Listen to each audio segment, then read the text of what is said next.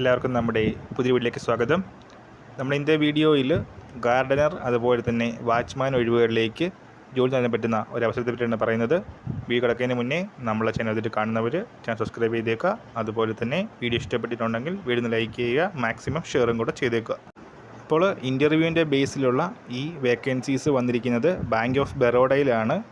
16,000 plus സാലറിയും അതോടൊപ്പം മറ്റ് ഇൻസെൻറ്റീവുകളും ഈ ഒരു ജോലിക്ക് ലഭിക്കുന്നതാണ്. 20,000 രൂപയോളമാണ് സാലറിയായിട്ട് ലഭിക്കുന്നത്. മാർച്ച് 8 വരെ അപേക്ഷിക്കാൻ സമയമുണ്ട്. ഓൺലൈനായിട്ടല്ല, ബൈ പോസ്റ്റായിട്ടാണ് അപേക്ഷകൾ സമർപ്പിക്കേണ്ടത്.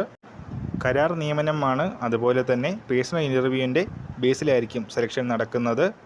നിലവിൽ വേക്കൻസി ഉള്ളത് രാജസ്ഥാനിലാണ്. ഒരു ഒഴിവാണ് നിലവിലുള്ളത്. BSVS സവായ് മോത്പൂരിലാണ് വേക്കൻസി വന്നിരിക്കുന്നത്.